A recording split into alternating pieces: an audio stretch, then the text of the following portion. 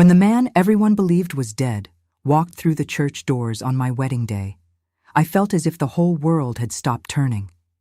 There, in that moment, in front of everyone I loved, my greatest sin was exposed like an open wound. Good afternoon to all of you watching. My name is Evelyn, I'm 79 years old, and I'm here today to share with you the most painful story of my life. Before I begin, I'd like to ask you to leave a like on this video, subscribe to the channel, and comment where you're watching from. It would bring me joy to know my words are reaching so many different places. Born in 1946, I grew up in a small town in rural Kentucky where everyone knew everyone else, and secrets rarely remained hidden for long. We were a traditional community where a person's word had value and a young woman's reputation was her most precious asset. My parents, simple, God-fearing people, raised me with strict values, always teaching me about the importance of honesty and fidelity. At 15, I met Robert during a church social. He was 17, the pharmacist's son, and from the first moment our eyes met, I knew there was something special. Robert wasn't like other boys. While most dreamed of taking over the family business or working at the factory, he had bigger dreams. He wanted to study, become a teacher, change lives through education. We started dating with our parents' permission. It was a respectful courtship, as the customs of the time demanded. We saw each other on Sundays after service, always accompanied by a family member. We exchanged letters full of promises and dreams. And how we dreamed. We planned our house, the children we would have. We'd even chosen their names. When Robert turned 18, he received news that would change our lives.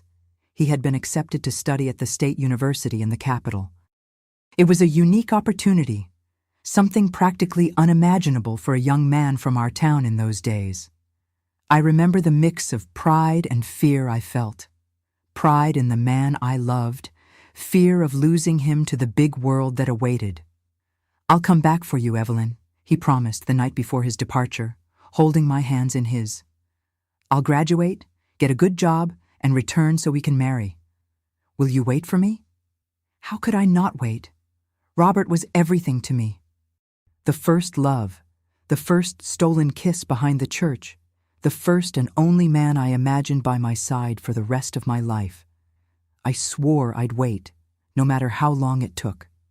We exchanged promise rings, and he left, taking a handkerchief embroidered with my initials, something he could feel and touch when the longing grew too strong. The years that followed were filled with waiting and anxiety. The letters arrived weekly, each one read and reread until the folds in the paper threatened to tear. Robert told me about his classes, the professors, his new friends, the challenges of living in the big city. I replied telling him about life in our small town, the local gossip, my sewing lessons, how everything seemed slower and grayer without his presence. In 1967, after 5 long years, Robert finally completed his studies. He returned to our town with a diploma in hand and a guaranteed job as a teacher at the only local high school. Our wedding was set for 6 months later, enough time for him to establish himself professionally and for us to organize the ceremony. I was 21, radiant with happiness. After so much waiting, I would finally realize my dream of becoming the wife of the man I'd loved since adolescence. My friends envied me. Robert was an excellent catch, now more than ever. Educated, cultured, respected, and completely in love with me. The preparations for the wedding began immediately. My mother and I sewed my wedding dress together, using a special fabric Robert had brought from the capital. The house where we would live after marriage was painted and gradually furnished. We spent hours planning every detail, from the wall colors to where we would place the china cabinet that had belonged to my grandmother. It was during this time when everything seemed perfect and happiness was so close that fate, or perhaps my own weakness, put a stone in our path. 3 months before the wedding, Robert received an invitation he couldn't refuse to participate in an educational conference in New York City where he would have the opportunity to meet important educators and present his ideas. It would mean an absence of 4 weeks, the longest separation we would have since his return from university. "It's the chance I've always dreamed of, Evelyn," he told me, his eyes shining with enthusiasm. "I can bring new methodologies to our school, improve our children's education. You understand, don't you?" Of course I understood, and I supported his decision with all my heart. We said goodbye at the bus station with the promise that he would write every day. And he did write, letters full of news, experiences, and longing. Meanwhile, our small town received a group of engineers and workers. The government had approved the construction of a dam nearby, a project that promised to bring progress and jobs to the region. It was the talk of the town. At the time, I worked part-time at the town hall, helping organize documents. That's where I met him, Daniel Ferguson, the chief engineer responsible for the project. Unlike any man I knew, Daniel came from Chicago, had studied abroad, visited countries I never dreamed of knowing. Tall, always impeccably dressed, with a way of speaking that completely captivated me. Our first contact was strictly professional. He needed certain authorizations, and I was assigned to help him with the local bureaucracy. We talked formally, but I noticed how his eyes lingered on me when he thought I wasn't looking. In the days that followed, Daniel began appearing at the town hall more frequently than necessary. He always had a doubt, an extra document, a consultation to make, and always asked for me to assist him. "You're the only one who understands all this bureaucracy," he would say with a smile that made my heart race, even against my will. One afternoon, at the end of the workday, he invited me for coffee. "Just to thank you for all your help," he explained. I hesitated, thinking of Robert, of my commitment, of the unwritten rules of our community. But it was just coffee in public. What harm could there be? That coffee turned into another the next day, and then into lunch. Daniel spoke of a world I had never experienced, of big cities, plane trips, fine restaurants, and theaters. He listened with genuine interest when I talked about my simple life, as if every detail were fascinating. No one, not even Robert, had ever looked at me that way before, as if I were the only woman in the world. It was like this in small steps that I began to walk the path to the biggest mistake of my life. The line that separates friendship from attraction is thin, and I crossed it without realizing it. Or perhaps I did realize it, but didn't want to admit it to myself. I remember exactly the moment when everything changed. We were walking after lunch when it suddenly started to rain. We ran to take shelter under the awning of a closed shop. We were wet, laughing like children. That's when Daniel touched my face, pushing aside a wet lock of hair, and looked at me in a way that made my entire body tremble. "You're the most enchanting woman I've ever met, Evelyn," he whispered. And before I could react, his lips were on mine. I should have pulled away immediately. I should have slapped his face. I should have run away from there. I should have remembered the wonderful man who was waiting for me, trusting me completely. But I did none of those things. I returned the kiss with a passion I didn't know existed inside me. That kiss opened the door to something I never imagined myself capable of. In the weeks that followed, while Robert wrote me passionate letters from New York, I lived a double life. During the day, I was the devoted fiancé, making preparations for the wedding. In the afternoons and some evenings, I secretly met with Daniel. Our meetings took place in a secluded house that the company had rented for the engineers. I invented excuses for my family, extra sewing classes, visits to friends, helping with church preparations. Each lie easier than the last, each betrayal deeper. What I felt for Daniel wasn't love. Now I can see that clearly. It was fascination. It was the taste of the forbidden. It was the excitement of a life completely different from mine. He represented everything I would never have, everything I would never be. Robert was my safe harbor, my life companion. Daniel was the storm that dragged me into the unknown. "Come with me to Chicago when the project is finished," Daniel proposed one afternoon as we lay in his bed. "There you can be who you really are, free from these antiquated customs, this provincial life." I remained silent, frightened by the proposal. For the first time, I truly faced what I was doing. I was risking not just my marriage, but my entire life, my family, my reputation. "I can't, Daniel," I finally replied. "I'm getting married in a few weeks. Everything is already prepared."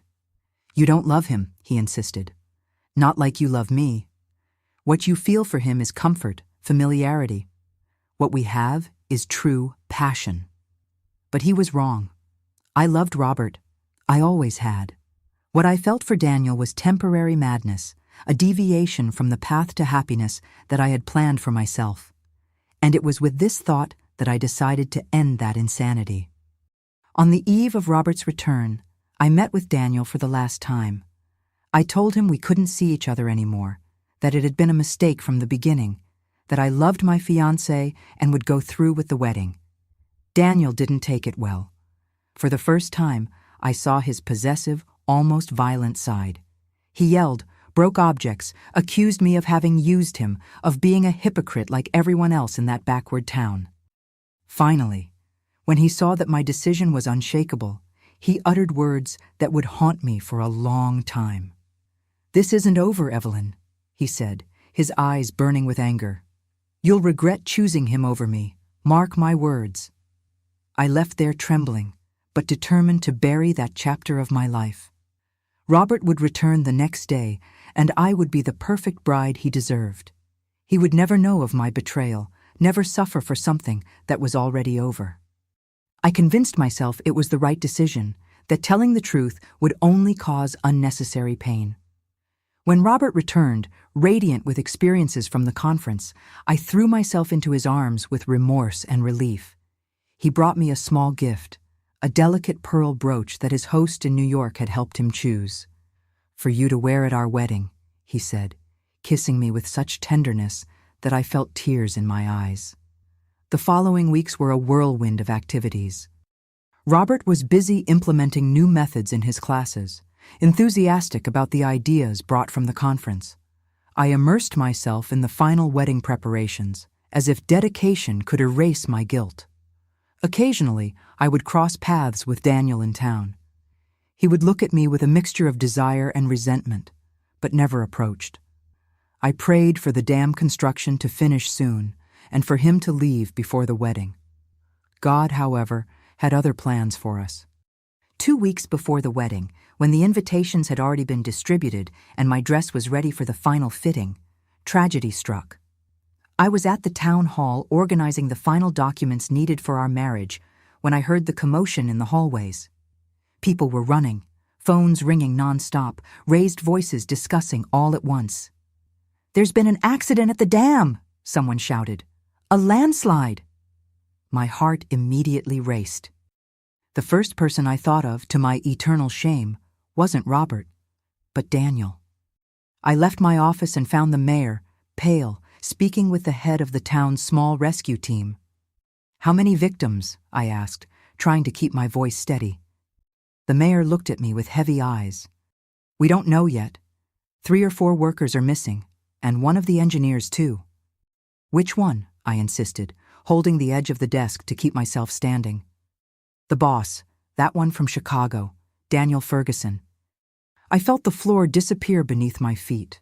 I excused myself and ran to the bathroom, where I vomited everything I had eaten for lunch. The guilt was consuming me from inside. Had my rejection left him distracted? Had he done something reckless because of me? In the hours that followed, the small town transformed into a rescue operations center.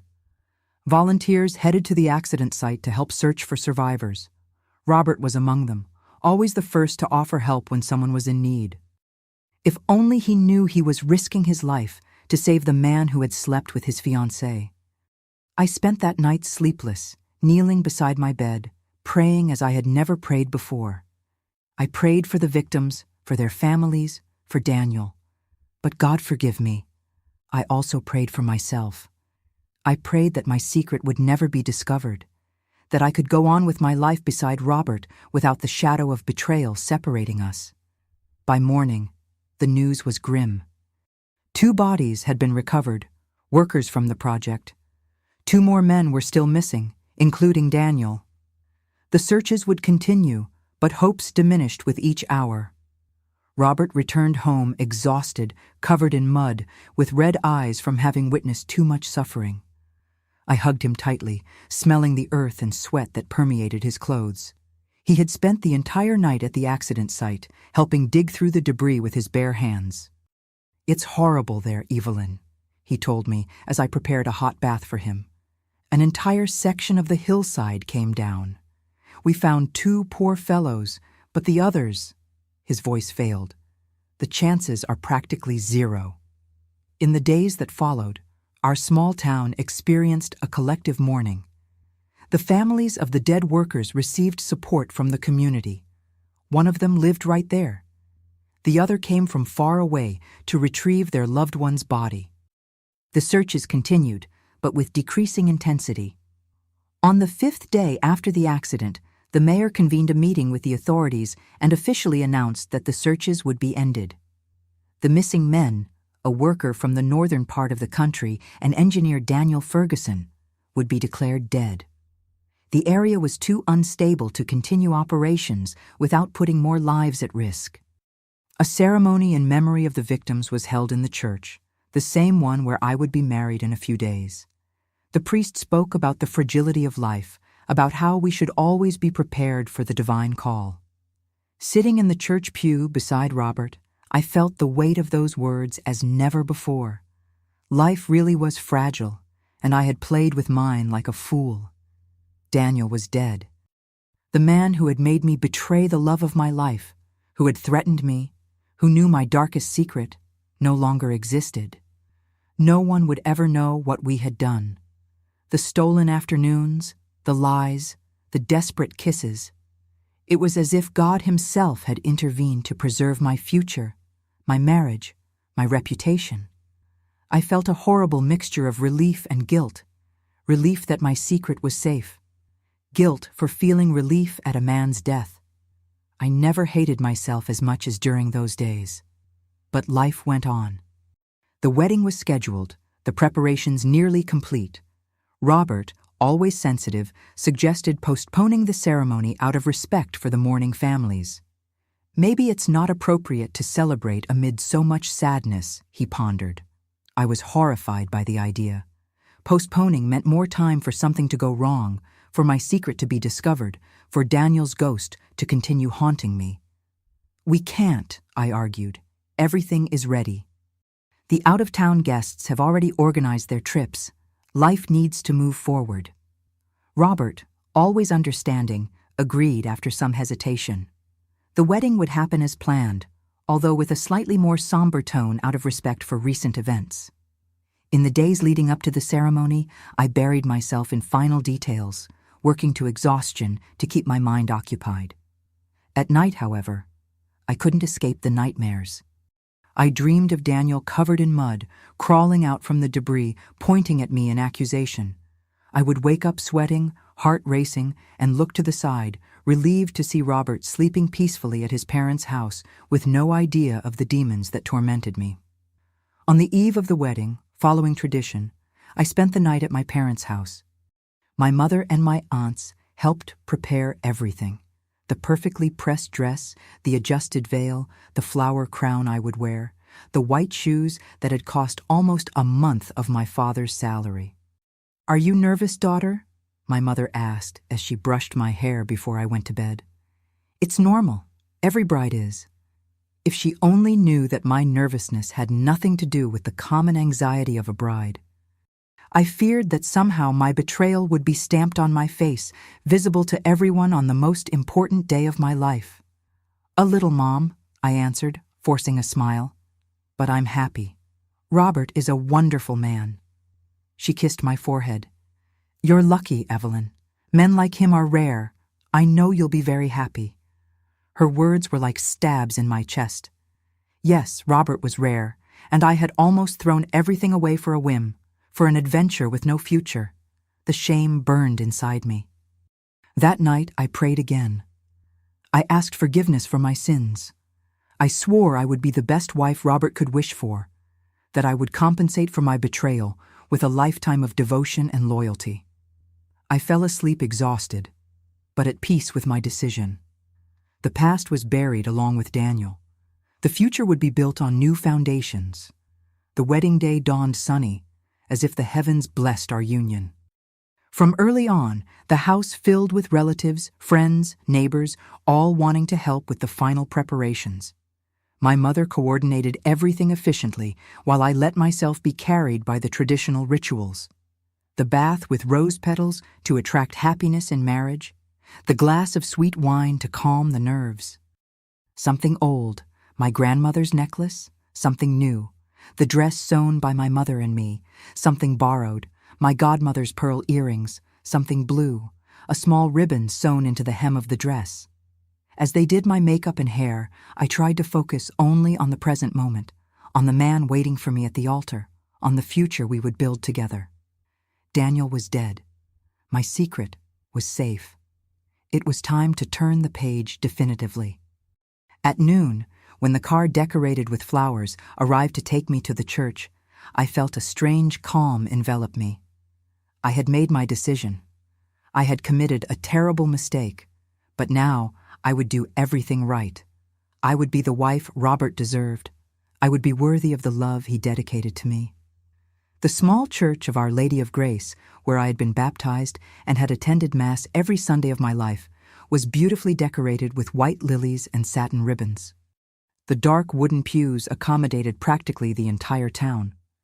No one wanted to miss the wedding of the young teacher to Mr. Matthews' daughter, an event that promised to be the most elegant of the year.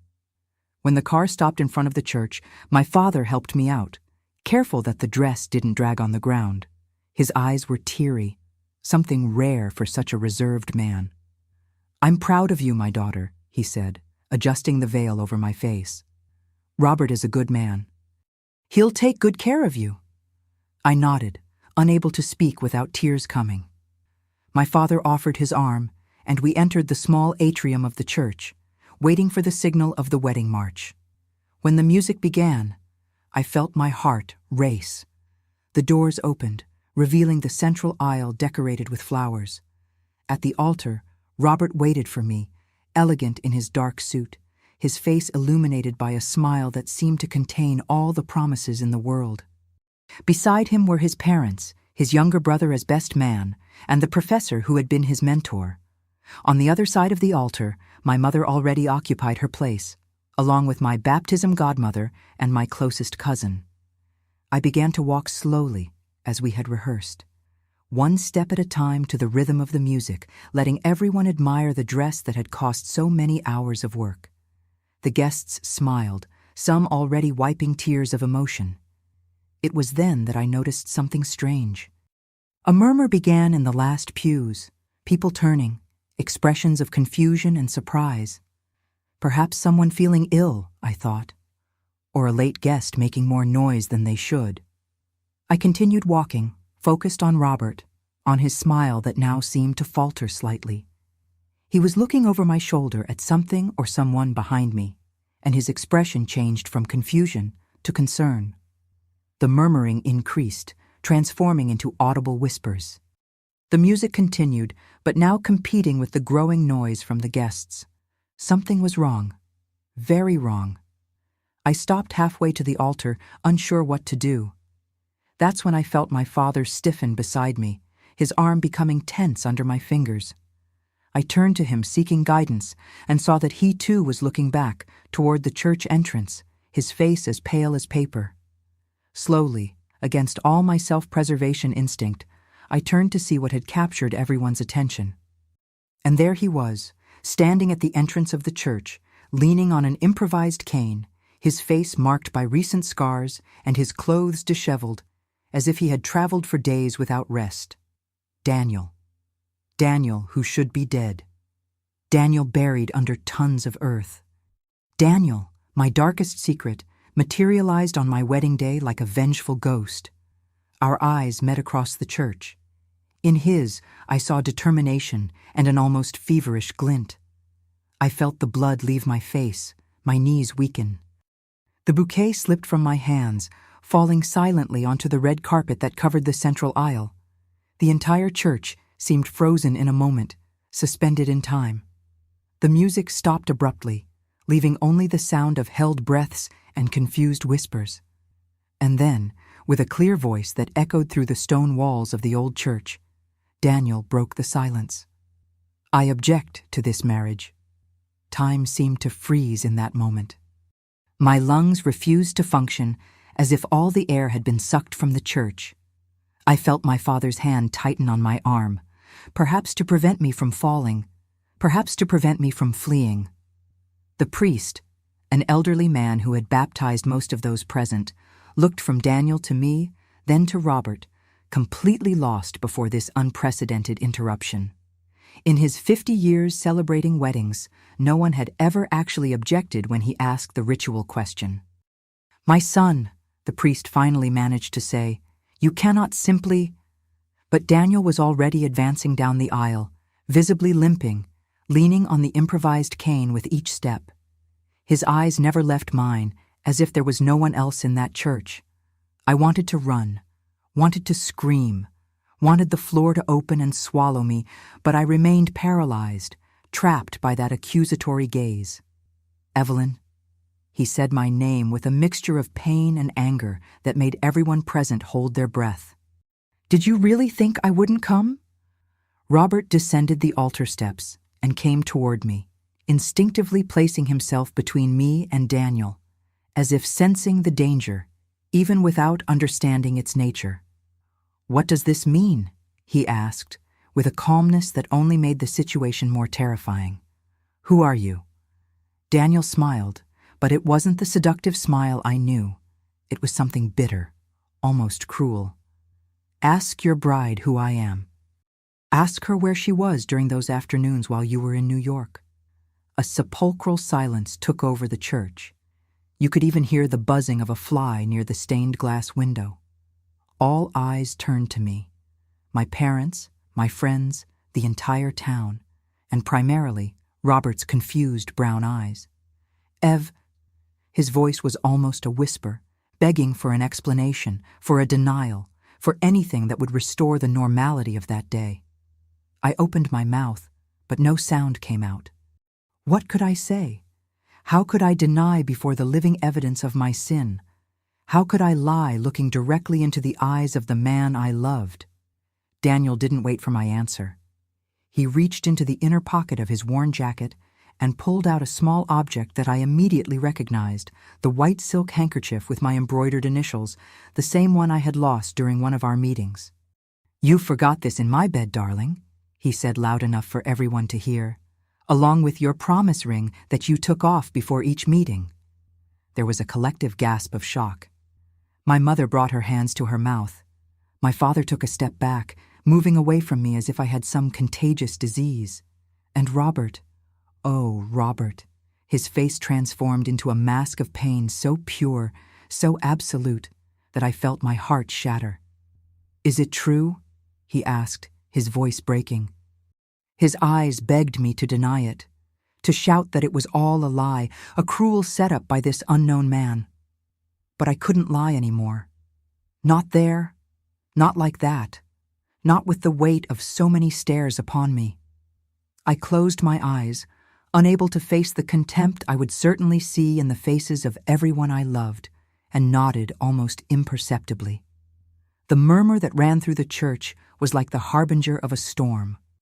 I heard someone, one of my cousins perhaps, say, "What a shame," in a low voice, but audible in the tense silence. When I opened my eyes again, I saw Robert take a step back, as if he had received a physical blow. The color had completely abandoned his face, leaving him with a cadaverous pallor that contrasted with the red of his eyes. "You," he began, but his voice failed. He swallowed hard and tried again. "You slept with him while I was away?" Daniel laughed, a harsh sound that cut through the air like a knife.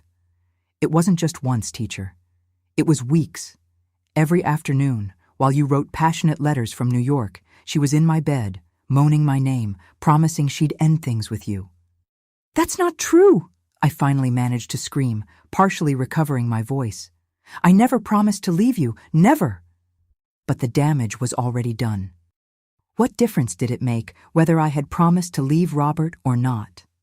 The betrayal was there, exposed for everyone to see, undeniable and unforgivable. Robert looked at me as if he were seeing a stranger. There was no anger in his eyes, just an infinite sadness that was much worse. Slowly, he removed the ring he had placed minutes before, during the vows that were interrupted. He looked at the small gold circle in his palm for a moment, as if he didn't understand what it was. Then, with a deliberate movement, he let the ring fall to the church floor. The clink of metal against stone echoed in the absolute silence. Without saying a word, he turned and walked to the altar, picked up his folded jacket from the bench, and headed for the side door of the sacristy. "Robert, please!" I cried, running a few steps in his direction, stumbling on the hem of the wedding dress. "Let me explain." He stopped, but didn't turn. His shoulders were hunched, as if carrying an invisible weight. "There's nothing to explain, Evelyn," he said, his voice surprisingly firm. "It's over." And with that, he walked out the door, disappearing into the bright midday sun. For a moment, no one moved. It was as if we were all trapped in a frozen photograph of disaster. Me in the middle of the aisle, the white dress now stained with dust where I had fallen to my knees. Daniel, a few steps behind, leaning on his cane, a bitter smile on his marked face, and all the guests in the pews, with expressions ranging from shock to disgust. It was my father who finally broke the spell. He approached me, not to help me up, but to say in a low voice, trembling with contained emotion, "You are no longer my daughter." Those words, more than anything else that happened that day, were what finally broke me. A sob escaped my throat, followed by another and another, until I was openly crying, still kneeling on the church floor, the wedding dress spread around me like a puddle of spilled milk. My mother began to cry too, supported by my aunt. People started to get up, some leaving hastily, avoiding looking at me, others lingering to absorb every detail of the scandal, feeding the gossip that would run for months. Daniel approached slowly and knelt beside me, with difficulty due to the injury in his leg. "Now you can come with me," he said, low enough that only I could hear. "There's nothing holding you here anymore." I looked at him through the tears, really seeing him for the first time. He wasn't the elegant, sophisticated man who had seduced me. He was someone consumed by resentment, by obsession, someone who had gone through hell, not for love, but for possessiveness, for wounded pride. "You destroyed my life," I whispered. He shook his head, his eyes hard as stones. "No, Evelyn. You destroyed your own life when you chose to lie to everyone. I just brought the truth to light." I stood up with difficulty, refusing his outstretched hand. "Go away," I said, each word loaded with a hatred I had never felt before. "I never want to see your face again." For a moment, I thought he might insist, perhaps even force me to go with him. But something in my expression must have convinced him of the futility. With a final look of contempt, he turned and limped out of the church, leaving behind the chaos he had created. I was left alone in the aisle. The guests now leaving in groups, murmuring among themselves, some casting glances of pity, others of judgment. The priest had retreated to the sacristy, probably to pray for my sinful soul. My parents had gone without looking back. I sat heavily on the first pew, unable to process everything that had happened in so few minutes. My wedding, my family, my reputation, my future, everything had collapsed like a house of cards at the first gust of wind. I don't know how long I sat there alone in the nearly empty church. The sun began to set, casting red rays through the stained glass, staining the floor with colors that once would have seemed beautiful. Now they only reminded me of blood. Finally, when the shadows had already lengthened and the cold began to seep through the old stone walls, I felt a hand on my shoulder. It was Mrs. Augusta, the old church cleaner, a woman who had seen so many weddings, baptisms, and funerals that nothing surprised her anymore. "Come, girl," she said gently. "You can't stay here all night." "Where will I go?" I asked, my voice hoarse from crying so much. "I can't go back home. My father said I'm no longer his daughter." He spoke with anger in his heart. Mrs. Augusta replied, helping me to stand. "Give it time. Meanwhile, you can stay with me. My house is small, but there's room for one more lost soul." I let her guide me out of the church into the night that had fallen over the small town. The streets were deserted, everyone probably locked in their homes, commenting on the day's scandal, delighting in others' disgrace, thanking heaven they weren't the subject of conversation. Mrs. Augusta's house was on the outskirts of town, a simple wooden structure with a tin roof and a small garden in front, where she grew herbs and flowers. There, in that modest room, lit by a kerosene lamp, I took off the ruined wedding dress, washed the tears and sweat from my face, and accepted a cup of chamomile tea that the old lady offered me. "What do I do now?" I asked, more to myself than to her. Mrs. Augusta sat in the rocking chair, her wrinkled hands working on an embroidery in the dim light. "You go on, my child, one day at a time. Life doesn't end because of a mistake, no matter how big it is." "No one will forgive me," I murmured. "The whole town hates me now." She nodded without evasion. "Maybe. But the world is big, Evelyn. There are places where no one knows your name or your story, places where you can start over." That night, lying in the narrow bed that Mrs. Augusta had prepared for me, I thought about her words. Start over. Was it possible? After all I had done, all the people I had hurt? The answer came as a whisper in my mind, almost as if it were the voice of my grandmother, who had always been the wisest in the family. Life goes on, dear. Even when we think we don't have the strength to continue, the sun rises the next day, and we rise with it. The next morning, before the sun rose, I wrote a letter to Robert. I didn't ask for forgiveness. I knew I didn't deserve it. I simply expressed my deep and sincere regret and wished that he would find the happiness that I had so cruelly stolen. I left the letter with Mrs. Augusta, who promised to deliver it. With only the clothes on my back and some coins that the kind lady insisted I take, I caught the first bus passing through the main highway. I didn't know where I was going, only that I needed to be far from there, away from the accusing looks, the whispers, the doors that would close at my approach. As the bus began to move away, I looked one last time at the small town where I had been born and raised, where I had loved and betrayed, where I had lost everything. A part of me would remain forever there, buried with the broken dreams and broken promises. But another part, the part that still breathed, that still felt, that still hoped, that part looked ahead, to the road that stretched beyond the horizon, to the uncertain future that awaited me. That's how I began my journey of redemption. A journey that would last decades, full of pains and joys, of falls and fresh starts. A journey that would eventually lead me back to the beginning, but as a completely different person. The bus took me to Chicago, a city so large and impersonal that I felt like an ant in a world of giants. I, who had never left rural Kentucky, now found myself alone in one of the biggest cities in the country, with little money in my pocket and a heart shattered by guilt. In those first days, I slept in a cheap downtown boarding house, a dirty and noisy place, but the only one I could afford. The nights were long, filled with nightmares where Robert looked at me with those empty eyes, devoid of any emotion except pain, where my father turned his back on me, where Daniel laughed as he destroyed everything I loved. I would wake up sweating, often screaming, to the momentary relief of realizing I was alone, until reality hit me again, reminding me that those nightmares were just reflections of the truth I had created with my own hands. I needed work, and fast. The little money Mrs. Augusta had given me was running out. I walked for days through the streets of Chicago, knocking door to door, asking for any kind of job.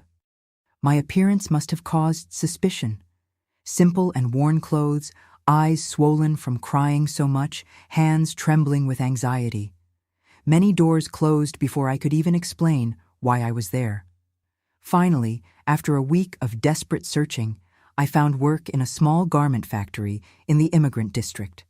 The owner, an elderly Jewish gentleman, needed someone who knew how to sew. The hours were long, the pay minimal, and the environment stuffy, full of the constant noise of sewing machines and the smell of new fabric. But for me, it was a lifeline in an ocean of despair. I rented a tiny room in a more decent boarding house, where at least I could sleep without fearing for my own safety. It was a cubicle with space only for a single bed, a small closet, and a little table. The bathroom was shared with 6 other women who, like me, had come to the big city in search of a better life or fleeing from something they had left behind. The months dragged on in a monotonous routine. I woke before dawn, had a quick coffee at the corner bakery, worked until nightfall, returned to my room, ate something simple that I had bought on the way, and slept, too exhausted to think about the past or fear the future. Gradually, I became invisible. It was what I wanted, to disappear into the anonymity of the big city, to be just another face in the crowd, without history, without past, without scandal. I avoided making friendships, fearing that somehow my secret would be discovered, that someone from my hometown would appear and recognize me as the one who betrayed her fiancé at the altar. However, loneliness has its own weight. There are moments when silence becomes deafening, when the absence of a friendly voice transforms into an oppressive presence that suffocates more than any crowd. In these moments, usually late at night, I allowed myself to think of Robert, of my parents, of everything I had lost. The tears came silently, wetting the pillow until exhaustion took me to sleep. A year passed like this, then another. The pain didn't diminish. It just transformed into something different, less acute, more constant, like a background hum that never really disappears. I learned to live with it, to carry it as if it were part of me, an invisible scar that constantly reminded me of the price of betrayal. In 1970, Mr. Goldstein, the owner of the garment factory, passed away in his sleep. The small factory was sold to a larger company, and many employees, including myself, were laid off. I found myself without a job again, with few savings and an uncertain future. It was at this moment, when everything seemed to be falling apart once more, that I met Helena. She worked at the bakery I visited every morning, always with a kind smile and a friendly word. When she noticed my downcast expression that morning, she insisted on knowing what had happened. I don't know why, perhaps the fatigue of carrying my burden alone, perhaps the genuine kindness in her eyes, I told her about losing my job. "My sister has a bridal shop downtown," she said, as if it were the most natural thing in the world to offer help to an almost stranger. "She's looking for an experienced seamstress. I'll talk to her about you." The irony didn't escape me. I, who had destroyed my own wedding, would now sew dresses for hopeful brides, creating symbols of promises that I had not been able to honor. But I couldn't afford to refuse a job opportunity. Helena's sister, Carmen, was an astute businesswoman, but with a surprisingly generous heart. After a quick test of my sewing skills, she hired me immediately. The salary was better than at the factory, and the work environment infinitely more pleasant. A well-lit atelier with soft music playing in the background, the aroma of fresh coffee, and the constant coming and going of excited brides. Each dress fitting was a small torture for me. Observing the glow in those women's eyes, the blush of expectation on their faces, the mothers crying with emotion. Everything reminded me of what I had thrown away. Sometimes, when adjusting a sleeve or a neckline, my hands would tremble so much that I needed to stop, breathe deeply, and remind myself that the past couldn't be changed, only accepted. Carmen noticed, of course. She was too observant not to perceive my reaction whenever weddings were mentioned. One night, after closing the shop, when only the two of us remained tidying the atelier, she offered me a glass of wine and sat beside me. "What's your story, Evelyn?" she asked directly. "And don't tell me there isn't one. I see the pain in your eyes every time a bride tries on a dress. Perhaps it was the wine. Perhaps the constant kindness of this woman who had given me a chance without asking questions. Perhaps simply the weight of carrying my secret alone for so long." The words began to flow, hesitant at first, then like a torrent that could no longer be contained. I told her everything. The true love for Robert, the temptation represented by Daniel, the unforgivable betrayal, the ruined wedding, the self-imposed exile. I expected to see judgment in her eyes, perhaps even disgust. Instead, I saw understanding and a compassion that left me speechless. "We all make mistakes, dear," she said softly when I finished, tears freely running down my face. "Some bigger than others, it's true. But what defines our character isn't the mistake itself, but what we do afterwards." "How can I fix something like this?" I asked, my voice choked. "How can I repair the harm I caused?" "Maybe you can't," she answered honestly. "Some things, once broken, never go back to being as they were. But that doesn't mean you should spend the rest of your life punishing yourself. True repentance isn't in eternal suffering, but in change, in the commitment to be a better person." That conversation marked a turning point in my life. For the first time since the disaster of my wedding, I allowed myself to think of a future that wasn't just an extension of the punishment I believed I deserved. I allowed myself the possibility of redemption, not through forgetting the past, but through accepting it as part of the person I had become. Carmen and Helena became more than boss and colleagues. They became the family I had lost. Gradually, with their help, I began to rebuild not just my external life, but also my inner world, so devastated by guilt and regret.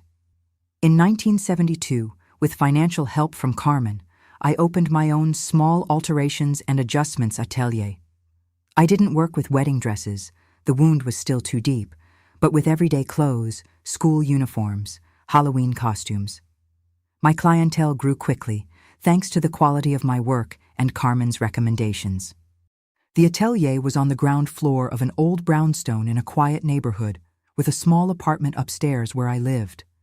It was simple but mine, the first place I could really call home since I left my hometown. On the walls, I hung some watercolors that Helena had painted for me, colorful curtains that Carmen had helped me choose, and a small shelf with the few books I had managed to buy over the years. It was a cozy space, full of natural light and the smell of clean fabric.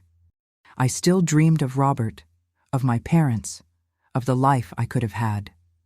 But now the dreams came less frequently, and when I woke up, the weight on my chest was a little less crushing. I was beginning to learn the difficult art of living with regret without being consumed by it. In 1974, something unexpected happened. A customer entered my atelier with a request for alterations to a suit. "It's for my husband," she explained. "He recently lost weight, and nothing fits him anymore." When I raised my eyes from the fabric I was marking, I almost dropped the scissors. It was Mrs. Augusta, the church cleaner who had taken me in on that fateful night, now 7 years older, but with the same kind and wise eyes. "Evelyn?" she asked, her voice trembling with emotion. "My blessed Virgin, is it really you?" I ran to hug her, tears flowing freely. Between sobs and laughter, she explained that she had married a widower from Chicago 2 years earlier and moved to the big city. "I never imagined finding you here," she said, holding my hands in hers. "I thought about you so much all these years, prayed so much for you to be well." Over cups of strong coffee and homemade cookies, Mrs. Augusta told me news from my hometown. My father had died the previous year from a sudden heart attack. My mother continued to live, now with my younger sister, who had married and had 2 small children. And Robert, my heart almost stopped when she mentioned his name. He had left town a few months after the disaster of our wedding, accepting a position at a university in Boston. According to news that occasionally arrived, he had married a teacher, a work colleague, and had a young son. "He seems well from what they say," Mrs. Augusta added softly, observing my reaction. "He found his path, just as you found yours." A part of me felt deep relief in knowing that Robert had moved on, that he had found the happiness he deserved. Another part, small, selfish, more human, felt a twinge of pain imagining him building a life with someone else, loving her as he had once loved me. "And my parents?" I asked hesitantly. "Did they speak of me before?" "Your father never mentioned your name in public," Mrs. Augusta answered honestly. But your mother once confessed to me that he kept the letter you left, and sometimes, late at night, she found him reading it with tears in his eyes. This revelation broke something inside me, a barrier I had built around the most painful memories. I cried as I hadn't cried in years, for the father I had lost without a chance for reconciliation, for the mother who suffered in silence, for the lost time that I would never recover. Mrs. Augusta stayed with me until I calmed down, offering the same silent and strong comfort she had given me that night in the church. Before leaving, she left the address of her new house and made me promise to visit her. "Your mother would like to know that you're well," she said at the door. "If you allow, I can write to her." I agreed with my heart racing with fear and hope. It was the first step in reconnecting with the past I had abandoned, not to relive it or to seek absolution, but to accept that it was part of who I was. That night, alone in my small apartment, I looked out the window at the lights of Chicago, the city that had taken me in when I had nothing but shame and regret. I thought of Robert, silently wishing him all the happiness in the world. I thought of my mother, imagining what it would be like to see her again if I would ever have that chance. I thought of myself, of the foolish and selfish young woman I had been, and of the woman I was becoming, imperfect, marked by the scars of the past, but finally learning to live at peace with my mistakes. "Life goes on," I murmured to myself, repeating the words that had given me strength to take the first step away from the ruins of my past. Life always goes on. 3 months after the reunion with Mrs. Augusta, I received a letter that would again change the course of my life. The simple envelope had handwriting I immediately recognized, the inclined and careful script of my mother, who had taught me to write, holding my hand over the paper when I was just a child. My hands trembled so much I could barely open the envelope. I sat in the small armchair by the window of my apartment, took several deep breaths, and finally mustered the courage to read. "My daughter," the letter began. And just those 2 words were enough to bring tears. After so many years, my mother still called me daughter. This simple acknowledgement meant more than any explicit forgiveness could. The letter was long, written in several sessions, as if she had picked up the pen and set it down many times, searching for the right words. She told of life in the small town after my departure, the pain and shame the family felt, the heavy silence that settled in our house. She spoke of my father's death, how he had descended into a period of depression aggravated by heart problems. "Your father was too proud a man to admit it," she wrote, "but I know he died with a broken heart, not because of what you did, but because of his last words to you. He kept your letter in the drawer of his bedside table, along with your graduation photo. On nights when he couldn't sleep, I would find him looking at both." She also told of my younger sister, Cecilia, now married and mother of 2 boys, my nephews whom I had never met, about how life in town had changed little, the same families, the same gossip, the same slow pace that I had so much wanted to escape when I was younger. At the end of the letter, after telling all the news, my mother finally addressed what must have been weighing on her heart for so many years. "I won't say I understand why you did what you did, Evelyn. Some choices are difficult, even for a mother to understand. But I know you paid a high price for your mistake, perhaps higher than you deserved. 7 years is too long to be away from home. Mrs. Augusta told me you've built a new life, that you have your own business, that you've become an independent and strong woman.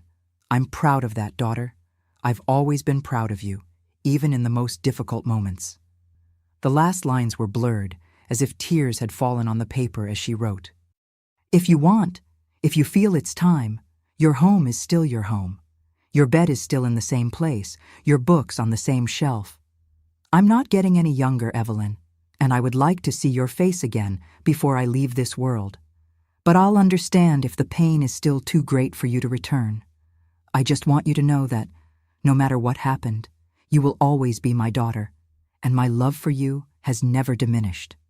I read and reread that letter dozens of times in the weeks that followed. I showed it to Carmen and Helena, who encouraged me to make the trip to seek the closure I so needed. But the fear was paralyzing. What if upon arriving there, I realized that the wounds were too deep to heal? What if people in town still looked at me with the same contempt, still whispered as I passed by? Worse still, what if I crossed paths with Robert? Mrs. Augusta had said he was in Boston, but what if he returned to visit family? Could I bear to see him with his new wife, his son, the life we should have built together? Almost a year passed before I gathered enough courage. It was in the winter of 1975, after closing the atelier for renovations, that I decided it was time. I wrote to my mother advising her of the date of my arrival. I asked a friend to take care of the apartment and bought a bus ticket for the journey back to the past I so feared. The trip was long and uncomfortable, not just because of the potholed roads and the old bus, but mainly because of the anxiety that grew with each mile. When I finally saw the small cluster of houses and the church tower on the horizon, my stomach tied into such a tight knot that I thought I would faint. The bus stopped in the main square, the same one from which I had departed 7 years earlier, with little more than the clothes on my back and a shattered heart. I got off hesitantly, looking around, expecting to see hostile faces, to hear malicious comments. Instead, I saw only the normal daily life of a small town. Ladies shopping, children playing, men talking in front of the store. Some curious looks turned to me. A stranger arriving by bus always arouses interest in small towns, but there was no immediate recognition in their eyes. Of course, I had changed. At 29, I was no longer the 21-year-old whose ruined wedding photo had been the talk of the year. My face had matured, my body changed, even my way of walking was different, more confident, more determined. Time had transformed me on the outside, just as pain and regret had transformed me inside. I picked up my small suitcase and began walking toward the house of my childhood at the other end of town. Each step was a challenge. Each familiar corner brought memories that I had tried to bury. The bakery where Robert bought sweet bread for our Sunday picnics, the school where he had taught, the bench in the square where we had sat so many times, planning a future that would never happen. When I finally reached the tree-lined street where I grew up, my heart was beating so hard that it echoed in my ears. The house was exactly as I remembered. The light blue facade, the white windows, the small garden in front where my mother cultivated her roses and geraniums. I stopped before the white picket fence, unable to take the last step. What if she had changed her mind? What if the letter had just been a moment of weakness and now she regretted inviting me back? Before I could make a decision, the house door opened and there she was, my mother, older than in my memories. Her hair now completely gray, her face marked by wrinkles that weren't there when I left. But her eyes, those eyes that had always known how to read my soul, were the same. For a long moment, we just looked at each other across the distance that separated us. Not just the few yards of the garden, but the years of silence, the unspoken words, the pain shared for different reasons. It was she who moved first, descending the porch steps with an energy that defied her age. She opened the gate and, without saying a word, extended her arms to me. I dropped the suitcase and threw myself into that embrace, the first in 7 long years. We cried together, right there on the sidewalk, not caring who might see or judge. It was a cry of mourning for the lost time, but also of relief for this moment of reunion that had so often seemed impossible. "You came back," she whispered finally, pulling away just enough to look at my face, her hands touching my cheeks as if to confirm I was real.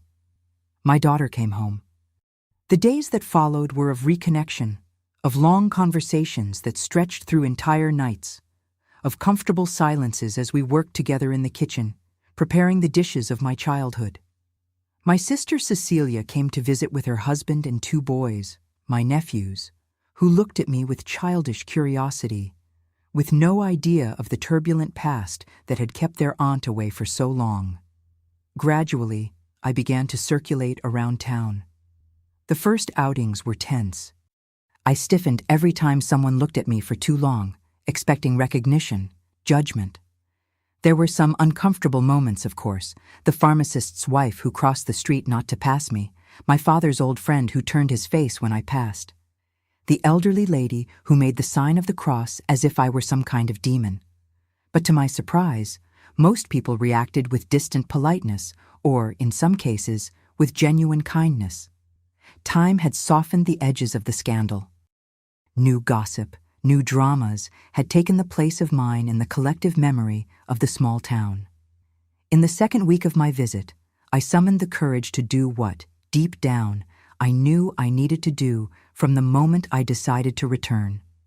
I walked to the municipal cemetery, a quiet place in the hills outside town, where generations of local inhabitants rested under simple crosses and marble headstones. My father's grave was modest, well-tended, with fresh flowers that my mother must have regularly changed. His name, dates of birth and death, and a simple inscription: "Beloved husband, dedicated father, man of unshakable character." I knelt on the damp grass before the headstone, touching the letters carved in the cold stone. This was the closest I would ever get to my father again. I would never hear his deep voice again, never feel the strong embrace that, though rare, always made me feel safe.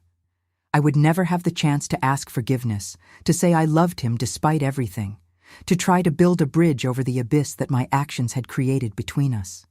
"Forgive me, Dad," I said softly, tears blurring my vision. "Forgive me for not being the daughter you deserved. Forgive me for breaking your heart." I don't know how long I stayed there talking to a headstone, pouring out years of regret and longing. When I finally stood up, feeling my knees numb from prolonged contact with the ground, I realized I was no longer alone. A figure stood a few yards away, partially hidden by the shadow of a cypress tree. For a frightening moment, I thought it was an apparition.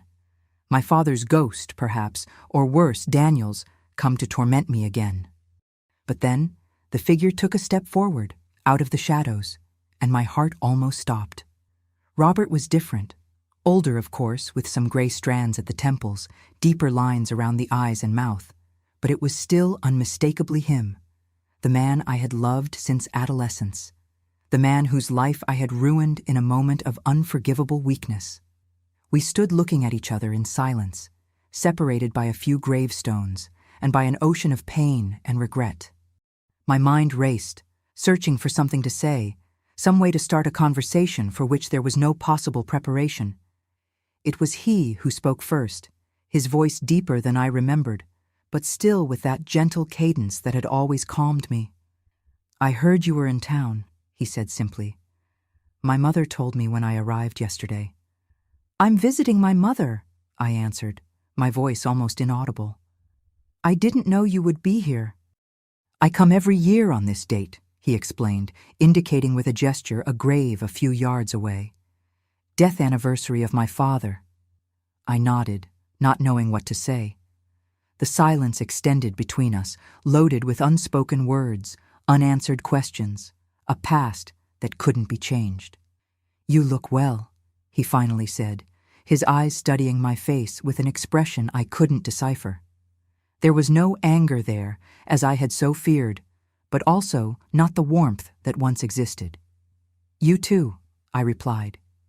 "Mrs. Augusta told me you're living in Boston now, a university professor." He nodded. "History of education at BU. And you, what have you been doing?" I briefly told him about my atelier in Chicago, about the life I had built for myself in recent years. He listened attentively, as he always did, even when we talked about trivial matters in adolescence. When I finished, there was another silence, longer this time. There was so much to be said, and at the same time, perhaps nothing more needed to be said. The past couldn't be altered, the wounds might heal, but the scars would remain forever. "I need to go," he said finally, looking at his watch. "My wife and son are waiting for me at my mother's house for lunch." "Of course," I replied quickly. "It was good to see you, Robert." He hesitated for a moment, as if carefully choosing his next words. "You know, Evelyn, for a long time I carried so much anger," he finally said, looking not at me, but at the horizon beyond the cemetery. "Anger at you, At Daniel, even at myself for not having realized what was happening. That anger almost consumed me. He paused, breathing deeply before continuing. But with time, I realized I couldn't live like that. I had to learn to forgive, not for you, but for myself. I had to accept that what happened was part of my path, no matter how painful it was. He looked me in the eyes then, and I saw there not the love that once existed, nor the hatred I so feared, but something more complex, a hard-won peace, an understanding that comes only after much suffering. I hope you found your peace too, Evelyn. With those words, he turned and walked toward the cemetery gate, his figure becoming smaller in the distance, until he disappeared completely. I stayed there for a long time after he left, among the silent graves, thinking about his words. Peace. Had I found it? Perhaps not completely, not yet, but I was on the way. I returned to Chicago a week later, promising my mother I wouldn't stay away for so long again. In the years that followed, I visited her regularly, gradually rebuilding our relationship, creating new memories to replace the painful ones. When she passed away in 1982, I was by her side, holding her hand, grateful for the years of reconciliation we had. My atelier prospered, expanding to a larger store. Eventually, I met Peter, a kind and patient widower who loved me despite my past, who never demanded that I pretend to be someone I wasn't. We married in a simple ceremony in 1980, and he brought to my life not just his love, but also his 2 teenage children, whom over time I learned to love as if they were my own. Today, at 79, I look back and see my life as a long path of learning. The terrible mistake I made in my youth doesn't define who I am, but it certainly shaped who I became. I learned in the hardest way about the consequences of our choices, about how a moment of weakness can alter the course of many lives. But I also learned about forgiveness, what we give to others, and more importantly, what we give to ourselves. I learned that it's possible to carry regret without being crushed by it, that it's possible to build a meaningful life even after the gravest mistakes. And if there's a lesson I'd like to leave for you who are watching me today, it's this. Truth always finds its way to the light. The secrets we keep, the lies we tell, eventually come to the surface, often in the most painful way possible. And when that happens, the only thing we can do is face the consequences with courage and humility. I don't know what happened to Daniel after that fateful day in the church. I never heard of him again. For many years I held resentment towards him for exposing my betrayal in such a cruel way. But with time, I realized that, although his methods were merciless, he had only brought to light a truth that I should have revealed on my own. As for Robert, I learned from my sister that he had a brilliant career as an educator, published important books on teaching methods, and created a loving family with his wife. I never saw him again after that meeting in the cemetery, but I carry in my heart the hope that he found the happiness he so deserved. And I found, not the life I had dreamed of in my youth, but one that in many ways was richer and more meaningful than I had ever imagined. In the mistakes and successes, in the falls and fresh starts, in the tears and smiles, I found my own path to redemption. Thank you for listening to my story. If it touches just one person, if it helps someone to think twice before following the path of lies and betrayal, then it will have been worth reliving these painful memories. Life is too precious to be wasted on choices that hurt those we love and, in the end, ourselves. Now, before ending, I'd like to ask everyone to like this video, subscribe to the channel, and comment where you're watching from. Your company on this journey through my memories means a lot to me. And remember, no matter how dark our mistakes may seem, there is always a way back to the light. There is always the possibility of redemption for those who seek it with a truly repentant heart.